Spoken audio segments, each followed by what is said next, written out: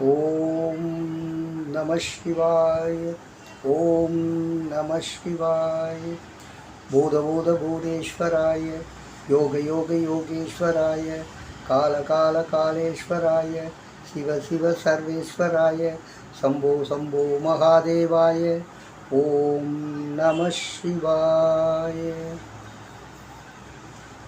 அன்பார்ந்த நேயர்களே, ஸ்ரீ விஸ்வபிரம்மம் அனுக்கிரக ஜோதிடம் என்ற ஜோதிட அலுவலகத்திலிருந்து அனுபவ ஜோதிடர் நடராஜ ஆச்சாரியாகிய அடியேன் பல ஜோதிட கருத்துக்களையும் சில ஆன்மீக சிந்தனைகளையும் அவ்வப்போது நான் அளித்து வந்த நிலையில் சமீப காலமாக நான் வெளியிடும் பதிவுகள் நல்ல வரவேற்பை கொடுத்திருக்கின்றன. எல்லோரும் எனக்கு வாழ்த்துக்களையும் சில விளக்கங்களையும் கேட்கிறார்கள்.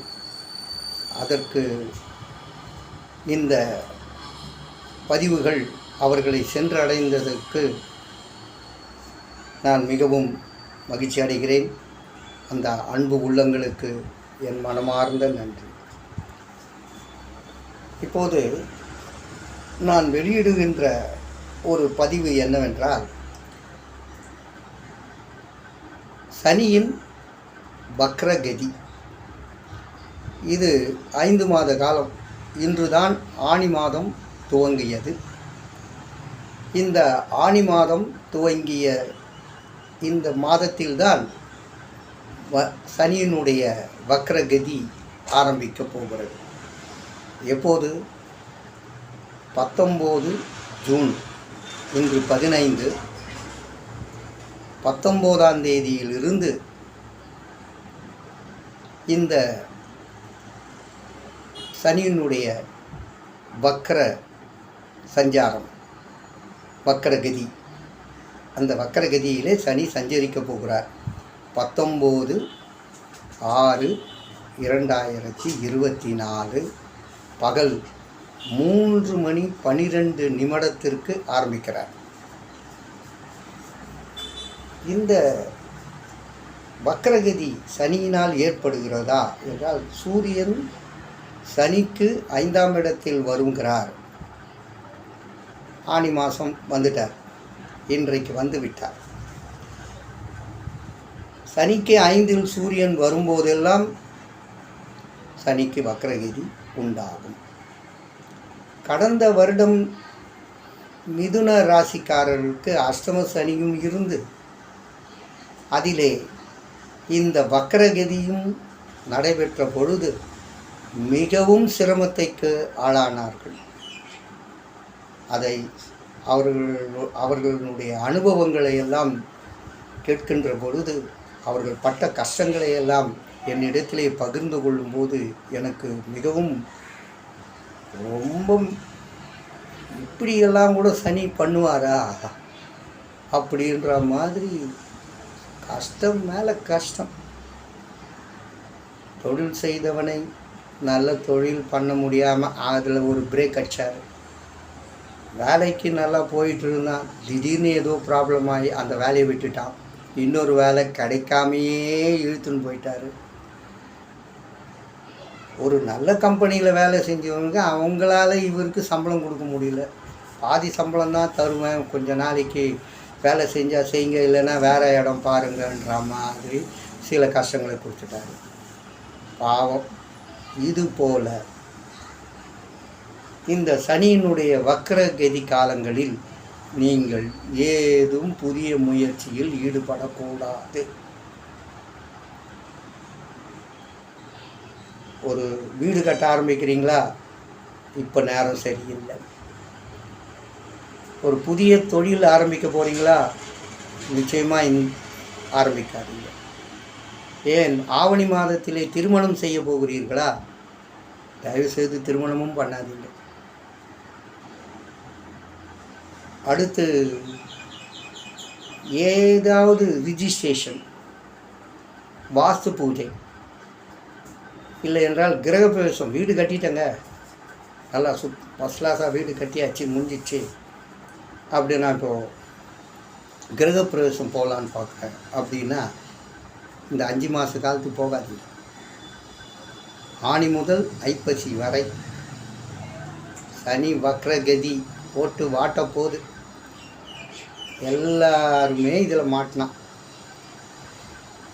இப்போது அதாவது கடகராசிக்காரருக்கு அஷ்டம சனி, சிம்ம ராசிக்காரருக்கு கண்டக சனி, விருச்சிக ராசிக்காரருக்கு அர்த்தாஷ்டம சனி, அடுத்து மகர ராசிக்காரருக்கு பாத சனி, கும்பராசிக்காரருக்கு ஜென்ம சனி, அடுத்து மீன ராசிக்காரருக்கு 7.5 சனி. இந்த 6 ராசிக்காரர்கள் இந்த 5 மாத கால சனியின் வக்ரகதியில் பல பிரச்சனைகளை சந்திக்கத்தான் போகிறார்கள். போட்டு என்ன வேணால் பண்ணிடும். ரொம்ப ஜாக்கிரதையாக இருங்க. எந்த விஷயத்திலும் தலையிடாதீங்க. எந்த புதிய முயற்சியிலும் ஈடுபடாதீங்க. உங்கள் வேலை என்னவோ அப்படியே. யாராவது எதுனா சொன்னாலும் இந்த காலை விட்டுருங்க. நேரம் நமக்கு சரியில்லை, பார்த்துக்கலாம், அப்புறம் பேசிக்கலாம். இந்த வேலையா இப்போ வேணாம், கார்த்திகை மாதம் பார்த்துக்கலாம். இந்த ஐப்பசி வரைக்கும் என்கிட்ட எந்த வேலையும் நான் செய்கிற மாதிரி இல்லைப்பா, என்னை விட்டுருங்கப்பா சாமி அப்படின்னு சொல்லிட்டு நீங்கள் எஸ்கேப் ஆகிடணும். நீங்களும் மாட்டிக்கல, இல்லை யாராவது உங்களை மாட்ட விட்டுருவாங்க. ஏன்னா இப்போது எதிரிகளுக்கு நல்ல ஒரு சந்தர்ப்பம். உங்களை கெடுக்கணுன்னா இப்போ எதிரிகள் பிரமாதமாக வேலை செஞ்சு உங்களை ஒரு படுகொலையில் தள்ளிடுவாங்க. அந்த சனி வக்ரகதி உங்களை எதிரிகளை உருவாக்கி எதிரிகள் மூலமாக நீங்கள் சிரமப்பட வேண்டிய காலகட்டம். ஆகவே இந்த வக்ரகதி காலங்கள் மிகவும் மிகவும் கவனமாக இருங்கள். எந்த ஒரு புதிய முயற்சியிலும் ஈடுபடவே வேண்டாம். சைலண்ட்டாக ஓடுற வண்டியை ஓடிக்கிட்டே இருக்கட்டும். அப்படியே ஓட்டுங்க. 5 மாதம் தானே, அப்புறம் பார்த்துக்கலாம். கார்த்திகை மாதத்துலேருந்து நீங்கள் என்ன பண்ணணும்னு நினைக்கிறீங்களோ, என்ன வேலை பண்ணணும் அவசியப்படுறீங்களோ, சிந்திக்கிறீங்களோ, அதை எல்லாமே கார்த்திகை மாதத்தில் ஆரம்பிங்க. சூப்பராக போகும். எந்த ஒரு தடங்களோ பிரச்சனையோ தடையோ வராது. சரி, இப்போது இந்த சனி வக்ரகதியில் இருக்கின்ற இன்றைய ஆனி மாத காலத்தில் ஆரம்பிக்க போகிறது.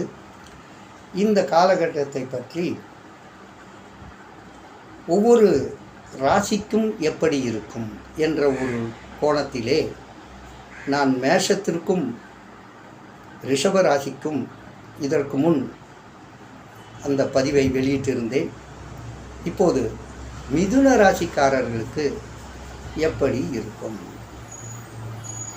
இப்போது ஆனி மாதம் எப்படி இருக்குன்னா, சூரியன் மிதுன ராசியில் தான் இருக்கிறார், சுக்கிரன் மிதுன ராசியில் தான் இருக்கிறார், புதன் மிதுன ராசியில் தான் இருக்கிறார்.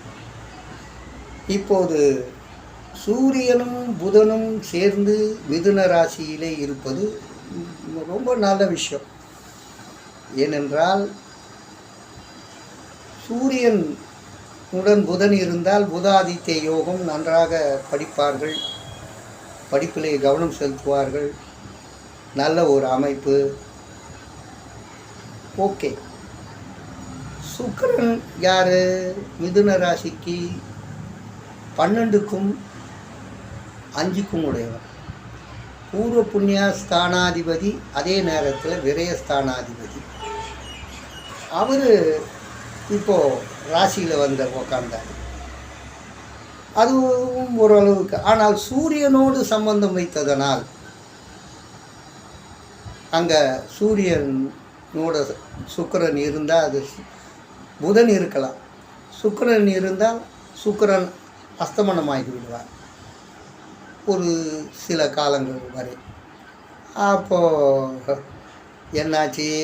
இவருடைய பூர்வ புண்ணியம் கெட்டு போயிடும். அது ஒரு பக்கம்.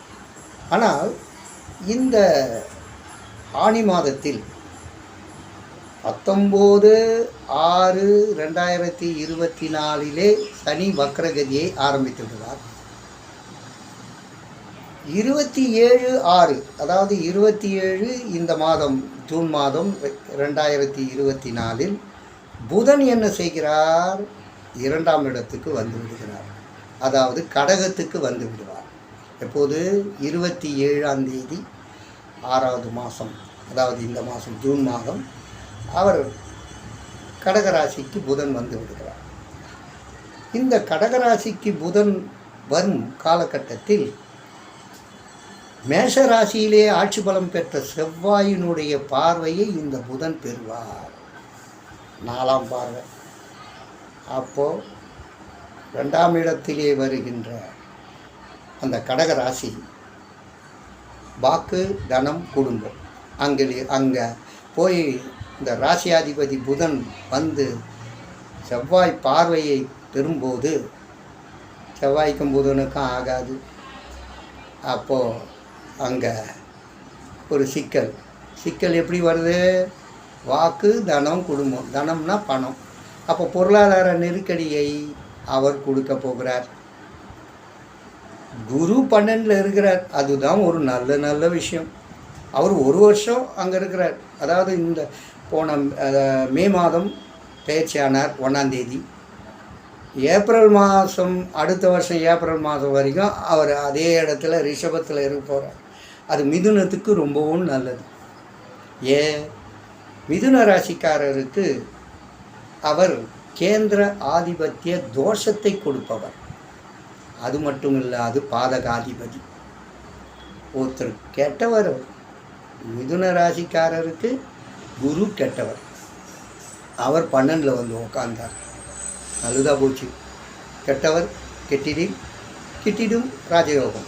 எல்லா ஜோதிடமும் சொல்லக்கூடிய ஒரு வார்த்தை இது, ஒரு ஸ்லோகம் மாதிரி. ஆக ஒரு 12ல் மறைஞ்சதுனால அந்த பாதகம் செய்ய போகிறதில்லை. கேந்திராதிபத்திய தோஷத்தையால் உங்களுக்கு அந்த கஷ்டமும் வரப்போகிறதில்லை.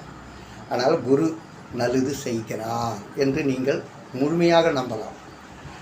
ஆனால் அந்த செவ்வாய் புதன் 27ஆம் தேதி மாறுகின்ற போது செவ்வாயின் பார்வையை அந்த புதன் பெறுகிற போது, அதுவும் 2ஆம் இடத்திலே, ராசியாதிபதி 2ஆம் இடத்திலே அமர்ந்து கொண்டு அந்த பார்வையை பெறும்போது வாக்கு, தனம், குடும்பம் இந்த விஷயங்களிலே சில சிக்கல்கள் வரத்தான் போகிறது. இந்த ஆனி மாதம் நீங்கள் எதுக்கும் ஜாமீன் கொடுக்காதீங்க. நான் பார்த்துறேன்பா, முச்சிறேன்பா, நீ கவலைப்படாத அப்படின்னு நீங்கள் எதுலேயும் இறங்கக்கூடாது. ஏன்னா ஏற்கனவே சனி வக்ரகதியை ஸ்டார்ட் பண்ணிட்டார். அது ஒரு பெரிய பிரச்சனையை உங்களுக்கு கொண்டு போய் எதில் மாட்ட விடுன்னு தெரியாது. இதில் வேறு ராசியாதிபதியான மிதுன ராசிக்கு அதிபதியான புதன் செவ்வாய் பார்வையிலே கடகத்தில் பெறுவார். வந்து உட்கார போகிறார் 27ஆம் தேதியிலிருந்து. அப்பவும் இன்னொரு அந்த சனி வக்ரகதியை வந்து இவர் மூலியமாகவும் ஏதாவது ஒரு வழியில் உங்களை சிக்க வச்சிருக்கார். செவ்வாய் பார்வை. ஓகே, அடுத்தது என்ன ஆகுதுன்னா, இப்போது மிதுன ராசியிலே இருக்கின்ற புதன் 27ஆம் தேதி வந்துடுறாரு. அங்கே சுக்கிரன் இருக்கார் இல்லை, அந்த சுக்கிரன் இப்போது நன்மை செய்ய முடியாது. ஏன்னா அவர் சூரியனோட சம்மந்தப்பட்டுறார். அவரும் பயிற்சி ஆகிடுறார். ஆனால் அவர் என்ன எப்போ பயிற்சி ஆகிறாருன்னு பார்த்தீங்கன்னா 8 ஜூலை 8ஆம் தேதி ஜூலை மாதம் அவர் என்ன பண்ணிடுறாரு, கடகராசியில் வந்து உட்காந்துருக்கார். அவர் என்ன 5க்கும் 12க்கும் உடையவர் 2ல் வந்து உட்காந்து இதே செவ்வாயினுடைய பார்வையை அவரும் பெறுவார். ஆனால் அவர் வந்து 8ஆம் தேதி சுக்கிரன் வந்து புதனும் சுக்கிரனும் 2 பேருமே அந்த செவ்வாயினுடைய பார்வை பெறுகிற பொழுது கொஞ்சம் சிக்கல். ஏன்னா அவர் விரயத்தை கொடுக்கக்கூடியவர் செவ்வாய் பார்வையில் மாற்றார். பூர்வ புண்ணியாதிபதியான அவரும் செவ்வாய் பார்வையிலே மாற்றுகிறார். அதுக்கப்புறம் என்ன ஒரு விஷயம்னு பார்த்தீங்கன்னாக்கா, இந்த செவ்வாய் 12ஆம் தேதி, 8ஆம் தேதி சுக்கிரன் கடகத்துக்கு வந்தால் செவ்வாய் என்ன பண்ணுறார், 12ஆம் தேதி ஜூலை 8 ஜூலையிலே சுக்கிரன் வந்துடுறார் கடகத்துக்கு. இவர் 12 ஜூலையில் ரிஷபத்துக்கு போய் குருவோட சம்பந்தம் வச்சிடுறார். அப்போது மிதுன ராசிக்காரருக்கு எப்படி 6க்கும் 11க்கும் உடைய செவ்வாய் 12இல் மறைவு. 6 12இல் இருக்கலாம். அங்கே இருந்துட்டு 7ஆம் பார்வையாக அந்த விருச்சிகத்தை பார்க்க போகிறார். அப்போ என்ன, இது பாதி பலன் நல்லது. ஆனால் 11 லாபாதிபதி, அவர் 12ல் உக்காந்துட்டா லாபம் வெற்றி எந்த ஒரு விஷயத்திலையும் நமக்கு முன்னேற்றம் வராது. அப்போ டபுள் கேம் ஆட போகிறார் யார், அந்த செவ்வாய். ஆக ஆனி மாதம் இந்த பெயர்ச்சிகளாலும் மிதுன ராசிக்காரர்களுக்கு பிரச்சனை, சனி வக்ரகதி பெறுகிறதுனாலும் அந்த மிதுனக்காரர்களுக்கு பிரச்சனை. ஆக இந்த ஆனி மாதம் ரொம்ப கவனமாக இருக்கணும். எந்த ஒரு செயலையும் நீங்கள் அவசரப்படக்கூடாது, அகல கால் வைக்கக்கூடாது, ரொம்ப ஆசையும் படக்கூடாது. எல்லாத்துக்கும் ஒரு இது இருக்கும். அதே நேரத்தில் உங்களுக்கு சந்திர மகாதசை நடைபெறுகிறது என்று வைத்துக்கொண்டால், அதிலே சந்திர மகாதசையிலே சனி புக்தி நடப்பவர் மிக மிக கவனமாக இருக்கிறது.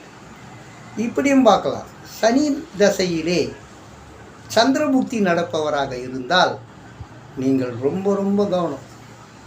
பொருட்சேதம், உயிர் சேதம், அது என்ன பண்ணுன்னு தெரியாது. இந்த சனி வேறு வக்ரகதி, சனி தசை சந்திர புக்தி, சந்திர தசை சனி புக்தி, இதுபோல் நடக்கிறதா என்று உங்கள் சுய ஜாதகத்தை வைத்து ஆய்வு செய்து கொண்டு அதன்படி மிக மிக மிக மிக கவனமாக இருங்கள். அப்படி இருந்தால்தான் இந்த 5 மாத கால சனி வக்ரகதியை நீங்கள் பிரச்சனையை கடவுளே அப்பா என்னை காப்பாற்றுன்னு அப்படி கொஞ்சமாக தள்ளிடலாம். இல்லை ஏதாவது பண்ணிட்டீங்கன்னா நீங்கள் ரொம்ப ரொம்ப பிரச்சனையில் மாட்டிக்கிட்டு ரொம்ப கஷ்டத்தை அனுபவிக்க வேண்டிய சூழ்நிலை வந்துவிடும். மிகவும் ஜாக்கிரதையாக இருக்கும். ஆக இந்த ஆனி மாதம் மிதுன ராசிக்காரர்களுக்கு வக்ரகதியாலும் பிரச்சனை, அந்த சுக்கிரன் புதன் செவ்வாயினுடைய பார்வையில் வருவதாலும் சில பிரச்சனை. அதற்கு செவ்வாயும் அந்த குருவோட 12லே சேரும்போதும் அங்கேயும் பிரச்சனை. ஆக கிரகங்களினுடைய சஞ்சாரத்தினால், பார்வையினால், சனியினுடைய வக்ரகதியினால் ஆனி மாதம் மிதுன ராசிக்காரருக்கு மிக மிக கவனமாக இருக்க வேண்டிய காலம். சிரமங்களை எப்படி சமாளிக்க போகிறீங்கன்னு எனக்கும் புரியல. அதனால் கவனமாக இருந்தீங்கன்னா தப்பிச்சுப்பீங்க. இல்லைன்னா அவ்வளோதான். யாரையும் நம்பாதீங்க சார், யாரையும் நம்பாதீங்க. 5 மாத காலம் அப்படியே ஓட்டுங்க, ஆனி முதல் ஐப்பசி வரை. யாரையும் நம்பாதீங்க. நம்பினீங்கன்னா போச்சு. Over confidence very much dangerous. அதை மனசில் வச்சுக்கோங்க. அதனால் பக்குவமாக எடுத்து வைக்கிற ஒவ்வொரு ஸ்டெப்பும் எப்படி சரியாக வருமா, இந்த பிள்ளை ஏதாவது பிரச்சனை வருமா அப்படின்னு சொல்லி பார்த்து அந்த செயலை செய்யுங்கள். திருக்குறள் ஒன்று உண்டு, படிச்சிருப்பீங்க. வினை வலியும் தன் வலியும் மாற்றான் வலியும் துணை வலியும் தூக்கிச் செயல். இந்த திருக்குறளுக்கு அர்த்தத்தை நீங்கள் புரிஞ்சுக்கிட்டீங்கன்னா இந்த வக்கரகதியில் எப்படி நடந்துக்கணுன்றது நீங்களும் புரிஞ்சுப்பீங்க. ஆக மிக கவனமாக இருக்க வேண்டிய காலகட்டம். நன்றாக புது முயற்சிகள் எதுவும் செய்யாமல் ஓடுற மாதிரியே எப்பவும் நடக்கிற மாதிரி எல்லாத்தையும் பார்த்துக்கிட்டு பிரச்சனைகள் வரும்போது கொஞ்சம் யோசித்து அப்படியே மேக்கப் பண்ணி போயிடுங்க. அதனால் உங்களுக்கு சிரமங்கள் ஓரளவுக்கு நீங்களே அதிலேருந்து புரிஞ்சுக்கிட்டு வெளியே வந்துடுவீங்க. அப்போது நல்லது தானே. நம்மளாக போய் மாட்டிக்காமல் ஏதாவது பிரச்சனை வந்தாலும் அதில் நம்ம மாட்டாமல் கழுவுற மீனில் நழுவுற மீன் மாதிரி எஸ்கேப் ஆகிட்டோம்னு வச்சுக்கோங்களேன். என்னங்க நமக்கு நல்லது தானே. அப்படி மிகவும் ஜாக்கிரதையாக கவனமாக செயல்படுங்கள். அப்போதுதான் மிதுன ராசிக்காரர்கள் சில நன்மைகளையும் அடைவதற்கு வாய்ப்புள்ளது. நன்றி, நமஸ்காரம்.